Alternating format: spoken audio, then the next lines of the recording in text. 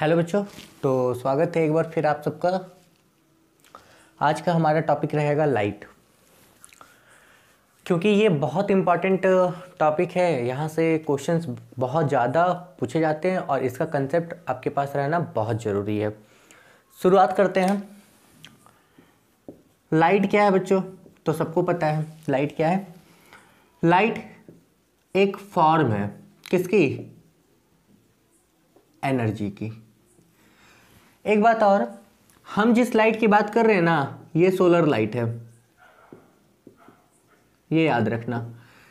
ये आप solar light बोलो या ये न्यूक्लियर एनर्जी से प्रोड्यूस हुई लाइट है। मतलब सन क्या है? एक तरह का स्टार है। जब आप आगे पढ़ोगे तो वहां पे पढ़ोगे कि सन में कौन सी एनर्जी होती है? Nuclear fusion.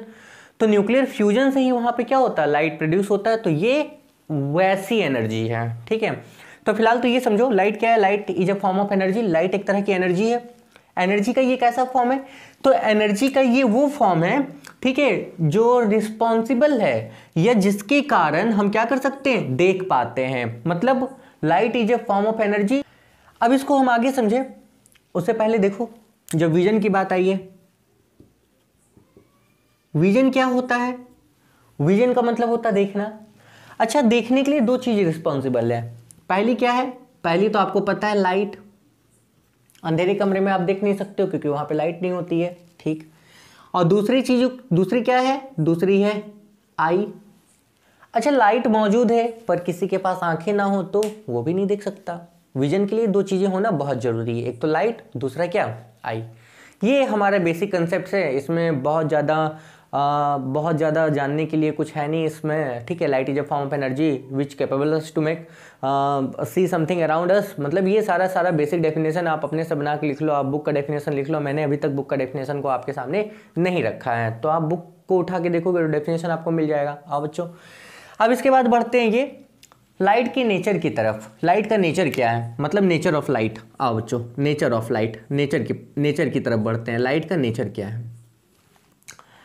तो लाइट के पास दो नेचर है। अगर बात किया जाएगा तो लाइट के पास दो नेचर है। आपकी किताब में दो नेचर बताया गया। पहला, लाइट वेव पार्टिकल से मिलकर बनी हुई है, वेव से मिलकर बनी हुई है। कैसा वेव? तो ये होगा इलेक्ट्रो मैग्नेटिक वेव, ठीक है। दूसरा, क्योंकि लाइट पार्टिकल है इसलिए इसके पास क्या होगा? कुछ मास होगा। ये याद रख लेना। लाइट के पास दो प्रॉपर्टी होती है। एक तो ये वेव है। किस तरह का वेव है? Electromagnetic wave. इलेक्ट्रोमैग्नेटिक वेव क्या होता है?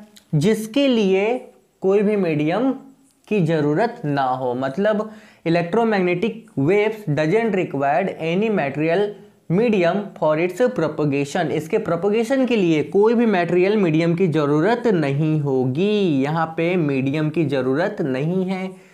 आपको पता है इसके पहले 9 में आप पढ़ के आए थे साउंड के बारे में। साउंड को ट्रैवल करने के लिए क्या थी? मीडियम की जरूरत थी। पर लाइट को ट्रैवल करने के लिए मीडियम की जरूरत नहीं है, ठीक है। लाइट में कुछ मास भी होता है। अब ये सारी चीजें आप कहाँ पढ़ोगे? आगे पढ़ोगे, ठीक है बच्चों। इसके अलावा क्या है? इसके अलावा ये आपको पता है कि लाइट का स्पीड कितना होता है? आप स्पीड बोलो या वेलोसिटी बोलो, आप स्पीड बोलो या वेलोसिटी बोलो। तो लाइट का वेलोसिटी कितना होता है? 3 × 10 के पावर में कितना? 8 मीटर पर सेकेंड, इतना होता है। ये सारी की सारी बेसिक चीजें हैं जिनके बारे में हम बात कर रहे हैं, ठीक है। तो इतने टॉपिक्स को आप पहले कभी ना कभी देख के आए होगे या पढ़ के आए होगे। इस टॉपिक को छोड़ के बाकी सारा तो कभी ना कभी पढ़ के आए होगे, इसमें कोई दिक्कत नहीं है, ठीक है बच्चों। अब हम हमारे चैप्टर के पास आ रहे हैं। मतलब आपके सिलेबस में क्या दिया हुआ हम उसके पास आ रहे हैं। देखो बच्चों, आपके क्लास 10 के सिलेबस में लाइट का दो फिनोमिना दिया हुआ है और ये दोनों फिनोमिना अलग अलग राइटर की किताब में अलग अलग चैप्टर ही बना हुआ है। लाइट का पहला फिनोमिना रिफ्लेक्शन है और दूसरा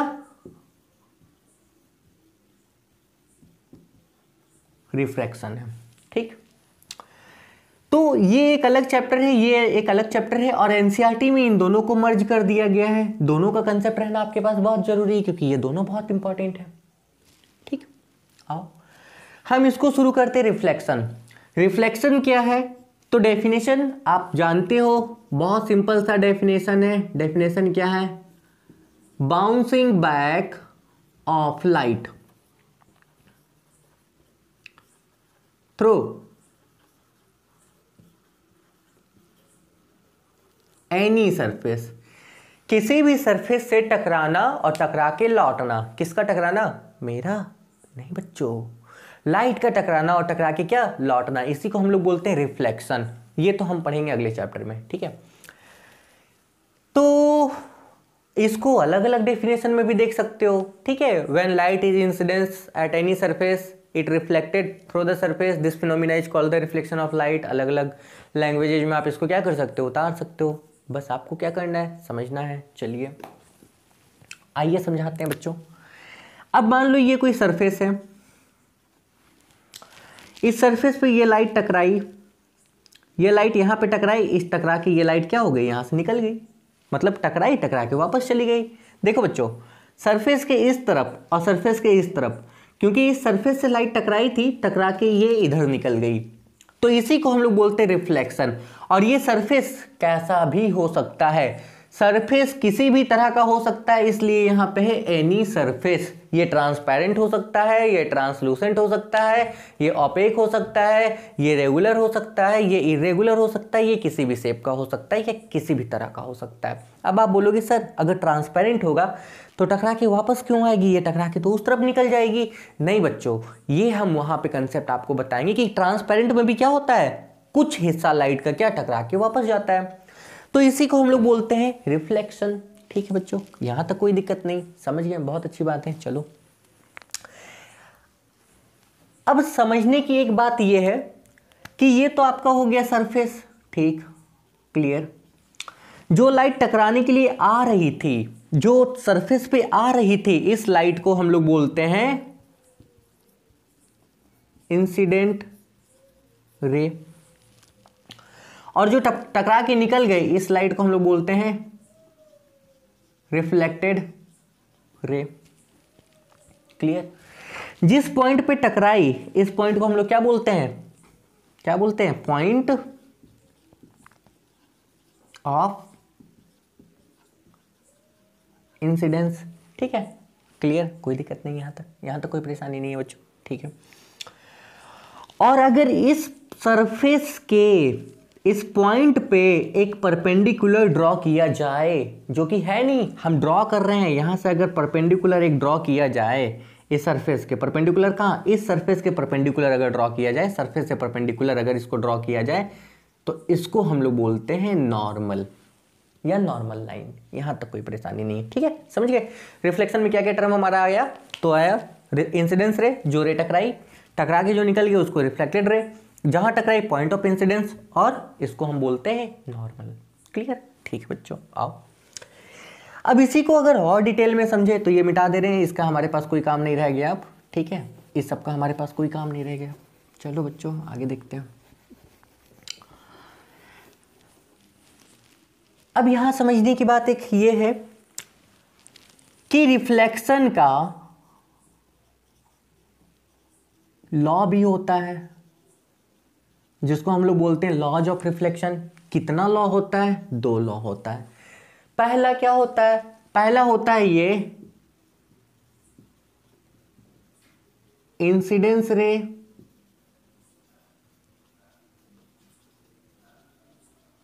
reflected ray, point of incidence and normal all lies in same plane। इसका मतलब समझा रहे हैं, अभी समझोगे बहुत अच्छे से। मतलब ये रे टकरा के जाने वाली रे, ये पॉइंट और ये नॉर्मल, ये सब एक प्लेन में होगा, एरोप्लेन में नहीं होगा, एक प्लेन में होगा। एक प्लेन का मतलब क्या है, इसको समझेंगे।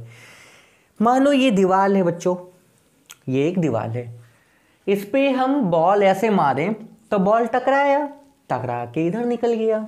देखो बच्चों, जो बॉल गया था टकराने के लिए वो भी इसी तरफ है, टकराने के बाद जो बॉल आएगा वो भी इसी तरफ आएगा, और जहां टकराया बोर्ड पे, वो बोर्ड का हिस्सा भी तो इसी तरफ है ना, और वो नॉर्मल भी इसी तरफ है।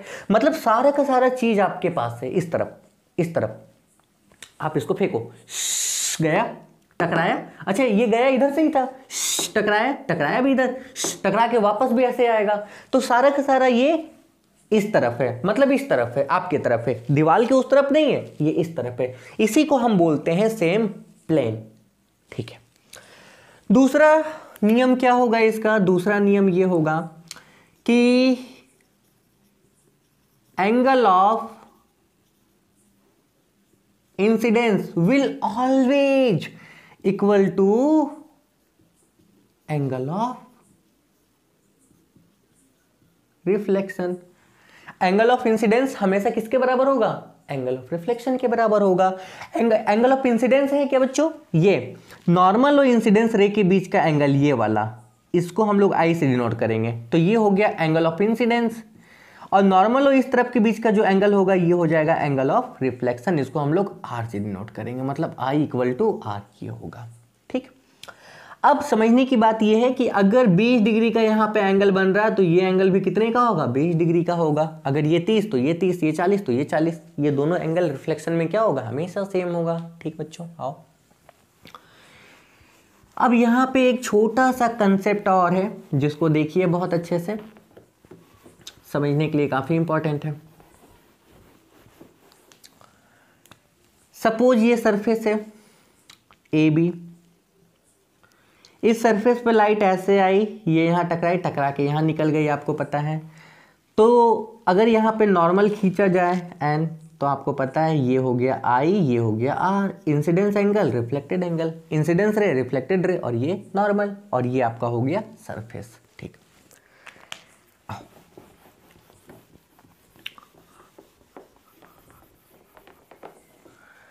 अब क्या हो अगर लाइट सीधा आ जाए परपेंडिकुलर, ऐसा, आप ऐसे ही डालो सीधा, क्या हो?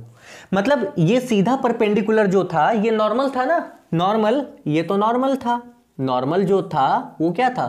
Perpendicular to surface. नॉर्मल जो रहता है ये क्या रहता है बच्चों? परपेंडिकुलर टू सरफेस रहता है।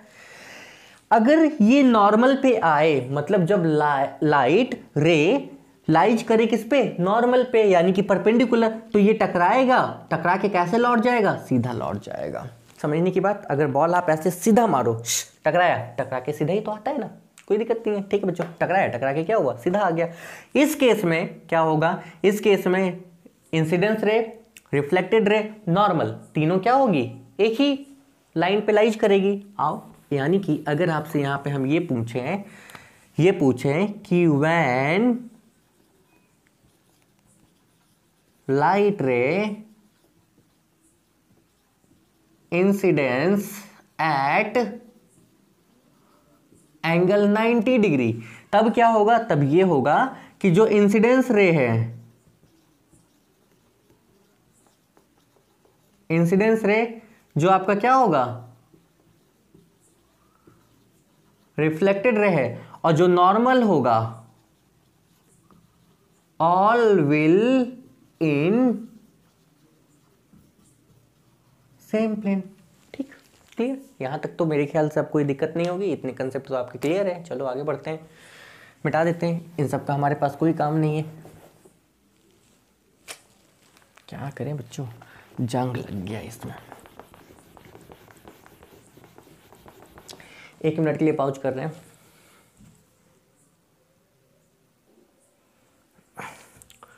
चलो हो गया बच्चों, अब बताते हैं बच्चों। रिफ्लेक्शन भी 2 टाइप का होता है।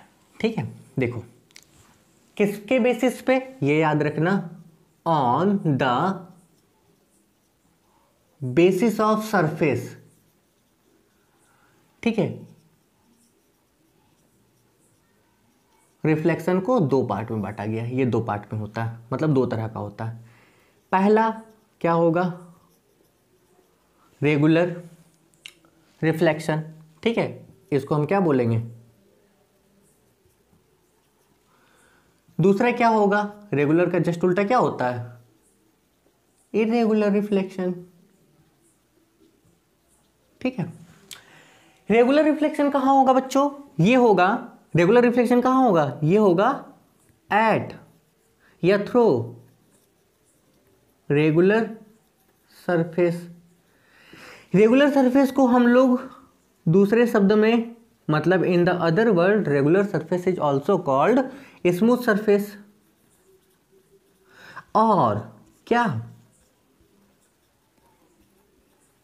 Plane surface. ठीक, कोई दिक्कत नहीं। इरेगुलर को हम लोग क्या कहेंगे? इरेगुलर को हम लोग कहेंगे रफ सरफेस।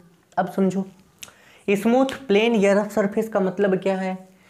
ये बोर्ड प्लेन है क्योंकि इसके ऊपर आप पेपर रखोगे, आप पेन से लिख लोगे, ठीक है। जमीन, जमीन पे आप पेपर रख के ड्राइंग बना लोगे? नहीं, वो इरेगुलर है। तो जमीन से जो रिफ्लेक्शन होगा वो होगा इरेगुलर रिफ्लेक्शन, यहां से जो रिफ्लेक्शन होगा वो होगा रेगुलर रिफ्लेक्शन। ठीक है बच्चों, कोई दिक्कत नहीं। इसके डायग्राम को जब बताएंगे तो आप आसानी से समझ जाओगे। इन दोनों में भी अंतर है। अब इतने अंतर के बाद भी ये याद रखो कि रिफ्लेक्शन का जो लॉ होगा वो दोनों में वैलिड होगा, चाहे वो रेगुलर हो चाहे वो इरेगुलर हो। मतलब रिफ्लेक्शन आपका कैसा भी क्यों ना हो, जो लॉज है या उसके जो नियम है ये दोनों में वैलिड है। इसमें भी और इसमें भी नियम का कहीं पे कोई भी खंडन नहीं होगा। खंडन का मतलब नियम कहीं पर भी ब्रेक्स नहीं होंगे। यहाँ पे जो लॉ है वो आपका फुलफिल होगा दोनों तरह के रिफ्लेक्शन में। चलो देखते हैं, रेगुलर और इरेगुलर को पहले बहुत अच्छे से देख लेते हैं ताकि आप समझ जाओ। चलो दोनों को एक एक डायग्राम से हम देखते हैं। जो हमारा प्लेन सरफेस होगा, जब हम डायग्राम बनाएंगे तो हमारे प्लेन सरफेस को हम ऐसा बनाएंगे, ये ए बी कोई सरफेस है, क्योंकि ये प्लेन सरफेस है इसलिए इसको यहाँ पे पॉलिश किया जाएगा। ठीक है बच्चों, कोई दिक्कत नहीं। प्लेन सरफेस को हम क्या करेंगे? पॉलिश करेंगे एक तरफ। हाँ, अब यहाँ पे समझने की बात ये थी, ये लाइट यहाँ से आई, इस लाइट को आप क्या बोल रहे हो? इंसिडेंस रे। ये लाइट टकराई, टकरा के ऐसे चली गई। ठीक, ये लाइट यहाँ से आई, इसको भी आप क्या बोलोगे? इंसिडेंस रे। ये टकराई, टकरा के ऐसे चली गई। ठीक है, एक और अगर लेना चाहो तो ये ऐसे आई, ठीक है, टकराई, टकरा के ऐसे चली गई। आप देखो, देखो जितनी लाइट इंसिडेंस हो रही थी या जितनी भी इंसिडेंस रे थी वो सारी की सारी एक ही डायरेक्शन से आ रही है और सारी की सारी एक ही डायरेक्शन में जा रही है। समझ गए? मतलब रेगुलर रिफ्लेक्शन में, ये रेगुलर रिफ्लेक्शन का टाइप है। ये क्या है? ये आपका है रेगुलर रिफ्लेक्शन का टाइप। ये है रेगुलर रिफ्लेक्शन। तो रेगुलर रिफ्लेक्शन में आने वाली सारी लाइट एक ही तरफ से आएगी और जाने वाली सारी लाइट एक ही तरफ जाएगी। हवा को वो झोंका, एक तरफ से आया दूसरी तरफ चला गया। ठीक है, कोई दिक्कत नहीं बच्चों। आओ, ये हमारा है इरेगुलर सरफेस। पहाड़, नदियां नहीं, ये आपका क्या हो गया? Irregular surface. तो ये आपका कैसा रिफ्लेक्शन हो जाएगा? Irregular reflection. तनिक कहीं गलती अगर हो जाए तो क्षमा प्रार्थी रहेंगे, थोड़ा कम पढ़े लिखे हैं। 5वीं में 5 बार फेल हुए, 8वीं में 8 बार फेल हुए, इंटर तक तो आते आते फेल की डिग्रियां लग गई। अब बच्चों, तो ये हमारे पास इरेगुलर रिफ्लेक्शन का एक एग्जांपल हम डाल रहे थे। यहाँ पे सरफेस को पॉलिश करने की जरूरत नहीं है। ठीक है, अब देखो यहाँ पे ये रे ऐसे आई, ये अगर ऐसे चली गई, एक रे अगर ऐसे आएगी तो ये ऐसे जाएगी। ठीक है बच्चों, एक अगर ऐसे आएगी तो ये ऐसे जाएगी। समझने की बात ये थी। देखो, आने वाली तो सब एक तरफ से आ रही है। ये पहला था, ये दूसरा था, ये तीसरा था। जाने वाला पहला वाला यहाँ गया, दूसरा वाला यहाँ गया और तीसरा वाला यहाँ पे गया। ठीक है, आने वाला एक तरफ से आया लेकिन जाने वाला एक तरफ नहीं गया। यहाँ पे क्या था? ये पहला, ये दूसरा, ये तीसरा। पहला वाला यहाँ गया, दूसरा वाला यहाँ गया, तीसरा वाला यहाँ गया। समझ गए? तो this is the type of regular reflection and this is the type of irregular reflection. These two are examples of regular and irregular reflection, और in the simple word this two are the examples of reflection. ठीक है, irregular reflection को ही किताबों में दूसरे term में भी दिखाया गया है जिसको हम लोग बोलते हैं डिफ्यूज्ड रिफ्लेक्शन। डिफ्यूज रिफ्लेक्शन क्या होता है? हम एक छोटा सा एग्जांपल आपको बता देते हैं। इस तरह के रिफ्लेक्शन में जब कोई इमेज बनेगा, इमेज क्या है ये भी अभी बताएंगे, तो वो बड़ा नेट एंड क्लीन बनेगा। जैसे शीशा के सामने आप खड़े हो जाओ, मिरर के सामने, आपको बड़ा सुंदर सुंदर मुखड़ा नजर आएगा आपका। लेकिन वही जब नदी में आप अपना इमेज देखोगे कैसे नदी में जिसका पानी एकदम शांत हो, मतलब स्ट्रीम वहां पे साइलेंट हो, ऐसा नहीं, वायलेंट हो, ऐसा वायलेंट मतलब कहाँ, जहां हलचल हो, ऐसे स्ट्रीम में चेहरा देखना तो आपको वो जो आपका चेहरा है ना वो भी आपको ऐसा नजर आएगा, इस तरह का ब्लर ब्लर टाइप का, ऊपर नीचे टाइप का, क्योंकि वो अब जो पानी का वेब था ये इस तरह का, ये कैसा हो गया, इरेगुलर सरफेस, यानी कि डिफ्यूज्ड रिफ्लेक्शन हो गया। ठीक है बच्चों, मेरे ख्याल से समझ गए, यहाँ तक कोई दिक्कत नहीं है। अब ये थोड़ा देख लेते हैं क्या इन दोनों में लॉ वैलिड है कि नहीं। इसमें तो वैलिड है, ये आपको पता है कैसे। इस पॉइंट पे अगर हम एक नॉर्मल ऐसे खींचे, ये नॉर्मल अगर यहाँ खींचे तो ये वाला क्या होगा, इंसिडेंस एंगल, ये वाला क्या होगा, रिफ्लेक्शन, यानी कि angle of incidence, angle of reflection दोनों बराबर। ठीक है, क्योंकि बच्चों ये लाइन और ये लाइन पैरेलल है। देखो ध्यान देना, हम आपको बता रहे हैं, आप ऐसे देख लो, ऐसे खींच के देख लो, या आप ऐसे देख लो, हम आपको दिखा रहे हैं। देखो ये लाइन इस लाइन के पैरेलल है, ये लाइन इस लाइन के पैरेलल है, तो ये पूरा एंगल इस पूरा एंगल के बराबर नहीं होगा। कौन सा एंगल, क्रॉसपॉन्डिंग एंगल। ठीक है, और ये पूरा एंगल इस पूरा एंगल के बराबर नहीं होगा, क्रॉसपॉन्डिंग एंगल होगा ना। अच्छा बच्चों, जब इधर का पूरा एंगल बराबर है तो इधर का पूरा एंगल बराबर होगा, इधर का पूरा एंगल बराबर होगा, इधर का पूरा एंगल बराबर होगा। मतलब मैथमेटिकली अगर यहां पे परपेंडिकुलर आप डालोगे तो ये वाला एंगल इस एंगल के भी बराबर होगा, अगर मैथमेटिकली एक्सप्रेशन में जाओगे। नहीं तो ऐसे एक्सपेरिमेंटली आप ऐसे ही देख लो ना, छोड़ो हटाओ, इस पॉइंट पे नॉर्मल खींचा, ये इसके बराबर हो गया, इस पॉइंट पे नॉर्मल खींचा, ये इसके बराबर हो गया, इस पॉइंट पे नॉर्मल खींचा, ये क्या होगा, इसके बराबर हो जाएगा। ठीक, कोई दिक्कत नहीं। मतलब इस पॉइंट का इंसिडेंस एंगल, इस पॉइंट का इंसिडेंस एंगल, इस पॉइंट का इंसिडेंस एंगल इक्वल इस पॉइंट का रिफ्लेक्शन, इस पॉइंट का रिफ्लेक्शन एंगल, या इस पॉइंट का एंगल ऑफ रिफ्लेक्शन, तीनों क्या होगा, बराबर होगा। इसमें ये कंक्लूजन है केवल। ठीक है, लेकिन ये वैलिड है, यहां पे I इक्वल टू क्या, R, ये तो होगा, angle of incidence will be equal to angle of reflection, ये तो है यहां। लेकिन इसमें स्पेशली इसमें रेगुलर रिफ्लेक्शन में ये सबका सम इस सबके सम के बराबर होगा। इसमें क्या होगा, इसमें अगर हम आपसे बता दें summation of angle of incidence will be equal to summation of angle of reflection, ये एक नया है इसमें, ये चीज इसमें नहीं होगा पर ये चीज इसमें होगी। आप देखो इस पॉइंट पे अगर हम नॉर्मल खींचे, ये नॉर्मल इस पॉइंट पे खींचे तो ये एंगल इस एंगल के बराबर होगा। ठीक, कोई दिक्कत नहीं। इस पॉइंट पे अगर हम नॉर्मल खींचे तो ये एंगल इस एंगल के बराबर होगा, लॉ तो यहां भी वैलिड हो रहा है। और अगर इस पॉइंट पे आप नॉर्मल खींचो तो ये एंगल इस एंगल के बराबर होगा। और अगर देखोगे मैथमेटिकली तो ये चीज इसमें भी वैलिड करेगी। गलती बता दिया, अगर मैथमेटिकली देखोगे तो ये चीज इसमें भी वैलिड करेगी। अगर ये 20 है, ये 10 30 है, ये 10 क्या 40 है, तो इसके बराबर ये, इसके बराबर ये, इसके बराबर ये, मतलब ये तो इसमें लगेगी और ये भी इसमें क्या होगा, लगेगा। मतलब रिफ्लेक्शन आपका कैसा भी क्यों ना हो, लॉ दोनों में क्या होंगे, सेम होंगे। ठीक है, इतना तो आपको समझ में आ गया होगा बच्चों, क्लियर, कोई दिक्कत नहीं। आओ इसके बाद का हमारा टॉपिक क्या रहेगा, ये वो टॉपिक्स है जो आप पहले देख के आए हो, तो इन टॉपिक्स में हम, ये नया टॉपिक होगा पर ऐसे टॉपिक्स ही अभी देख रहे हैं जो कि पहले आप देख के आए हो। अब बच्चों हमारे पास एक टॉपिक आता है जो कि है इमेज का। इमेज क्या है हम आपको बताते हैं। इमेज से पहले एक और चीज है जो कि है शैडो। देखो शैडो, फिर उसके बाद जानो इमेज, इन दोनों में डिफरेंस क्या है। देखो ये दोनों है क्या, शैडो भी किसी ऑब्जेक्ट का बनेगा, इमेज भी किसी ऑब्जेक्ट का बनेगा, सिंपल सा है ना। देखो बच्चों मेरा शैडो आपको बोर्ड पे नजर आ रहा होगा, देखो ये बोर्ड पे नजर आ रहा है मेरा शैडो, ये मेरा शैडो नजर आ रहा है आपको बोर्ड पे। मेरा इमेज आपको दिख रहा है कहाँ, आपके फोन में, मेरा इमेज दिख रहा है आपके फोन में। ठीक है, कोई दिक्कत नहीं है। सबसे बड़ा अंतर क्या है बच्चों, डिफरेंस क्या है, सबसे बड़ा डिफरेंस ये है कि ये किसी के हाथ का शैडो है या किसी के चेहरे का शैडो है, तो शैडो देख के आप ऑब्जेक्ट को आइडेंटिफाई नहीं कर पाओगे कि ऑब्जेक्ट कौन है, कैसा है, काला है, गोरा है, पीला है, नीला है। पर इमेज देख के आप ऑब्जेक्ट को आइडेंटिफाई कर लोगे, समझ गए। सबसे बड़ा डिफरेंस ये है कि शैडो से आप ऑब्जेक्ट को आइडेंटिफाई नहीं कर सकते हो, पर इमेज से आप ऑब्जेक्ट को क्या करोगे, आइडेंटिफाई कर लोगे। दूसरा डिफरेंस क्या है, दूसरा डिफरेंस ये है कि शैडो हमेशा कब बनता है, जब लाइट को क्या किया जाए, रोका जाए। मतलब जब किसी ऑब्जेक्ट से लाइट पास ना हो, ठीक है बच्चों, जब किसी ऑब्जेक्ट से लाइट पास ना हो, ट्रैप हो जाए, तो वहां पे उसका क्या होता है, शैडो जस्ट अपोजिट फॉर्म होता है।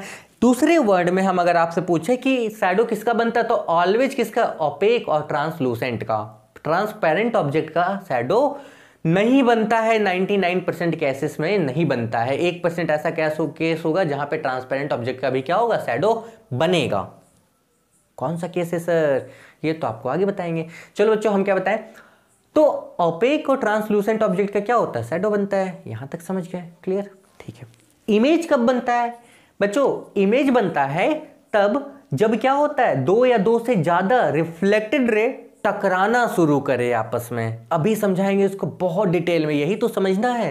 8 तक जो पढ़े वो डायरेक्ट मिरर था, टकराई वापस आ गई, ऐसे बन गया वैसे बन गया, काट कूट के याद कर लो, यहां से पार होगा वहां से पार होगा, पुराना है भूल जाओ। कुछ नया सीखना है तो आओ, समझे बात को। हम क्या बताएं, तो हमने क्या बताया, इमेज कब बनता है, तो इमेज बनता है तभी जब दो या दो से ज्यादा रे टकराए और टकराने के बाद में एक दूसरे को क्या करे, इंटरसेक्ट करना शुरू करे, तब क्या बनता है, इमेज बनता है। ठीक है बच्चों, आओ। तो शैडो के बारे में हमको नहीं पढ़ना है, और कोई ऑब्जेक्ट दिखाई भी तभी देता है जब उससे टकराए और टकराने वाली लाइट आपके आंखों तक क्या हो, पहुंचे। हम किसी को तभी देख पाएंगे जब उसके ऊपर पड़ने वाली लाइट आपके आंखों तक पहुंचेगी, नहीं तो नहीं देख पाओगे। आओ, अब इमेज की अगर बात करें तो आपको यह भी पता है इमेज कितने तरह का होता है, 2 तरह का। पहला होता है रियल, दूसरा होता है वर्चुअल। किताबों में बड़ा पढ़ा होगा अभी तक कि रियल इमेज कैसा बनता है, आपको पता है रियल इमेज हमेशा कैसा बनता है, ऑलवेज कैसा, इन्वर्टेड। वर्चुअल इमेज कैसा बनता है ये भी आपको पता है, ऑलवेज कैसा, इरेक्ट, सीधा। और एक चीज आपको पता होगा कि real image can be obtained, spelling गलत, ऑब्टेन्ड ऑन स्क्रीन, ये ना, और ये स्क्रीन पे नहीं ऑब्टेन कर सकते हैं। सही या गलत, सही बताया या गलत बताया।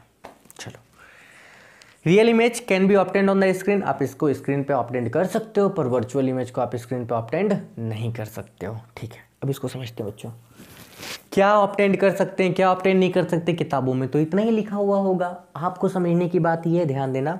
हम शीशा के सामने खड़े हो जाएं और अपना चेहरा देखें, और हम जैसे हटेंगे तो वो जो इमेज आपका वहाँ बन रहा था, क्या वो वहीं रहेगा या हट जाएगा, वो भी हट जाएगा। ठीक है, आप अपनी एक फोटोग्राफ ले लो, आप उसको देखो, आप ऐसे हटो, क्या वो भी हट जाएगी, या हमको आप देख रहे हो फोन में, आप हट जाओ पानी पीने चले जाओ, क्या हम भी हट जाएंगे।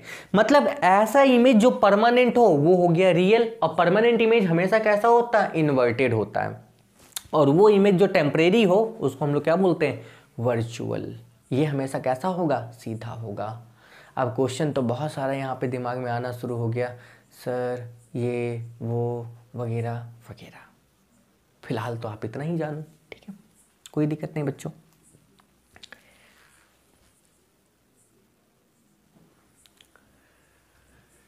एक छोटी सी चीज और समझ लो इस बारे में कि सिनेमा हॉल का जो प्रोजेक्टर होता है ना, वो जो इमेज आपको स्क्रीन पर दिखा रहा है वो कैसा है, रियल है, वो उल्टा है। वो सारी की सारी मूवी उल्टी चल रही है। वो बक्सा जो बॉक्स होता है, सेटअप बॉक्स होता है, वो क्या करता है, उसको सीधा करता है, समझे। और जो वर्चुअल इमेज है ये आपका अपना इमेज जो आप स्क्रीन पे क्या करते हो, फॉर्म करते हो, या आपका जो स्क्रीन पे क्या होता है, फॉर्म होता है, इसको हम लोग बोलते हैं वर्चुअल इमेज। तो बच्चों हमारे इतने से टॉपिक में कभी ना कभी आप पहले कुछ ना कुछ टॉपिक्स पढ़ के आए होंगे, तो ये जो टॉपिक्स थे ये बहुत इंपॉर्टेंट नहीं थे, पर अब जो हमारा अगला क्लास होगा वो डेफिनेटली बहुत इंपॉर्टेंट होगा। आप चाहे आईसीएसई में हो, आप चाहे सीबीएसई में हो, क्लास 8 में, अगर आप आईसीएसई में हो, ध्यान दो बच्चों, अगर आप आईसीएसई में हो तो 5, 6, 7, 8, ठीक है, एंड 10, ये किसके लिए, आईसीएसई के लिए। अगर आप सीबीएसई में हो तो ये आपके 10 के लिए बहुत इंपॉर्टेंट होगा। कल से आज का क्लास तो आप मिस भी कर सकते थे, कंसेप्ट है, सफिशिएंट है। मिलते हैं आप लोग से हमारे अगले चैनल में प्यारे से दुलारे से, तब तक के लिए ऑल द बेस्ट।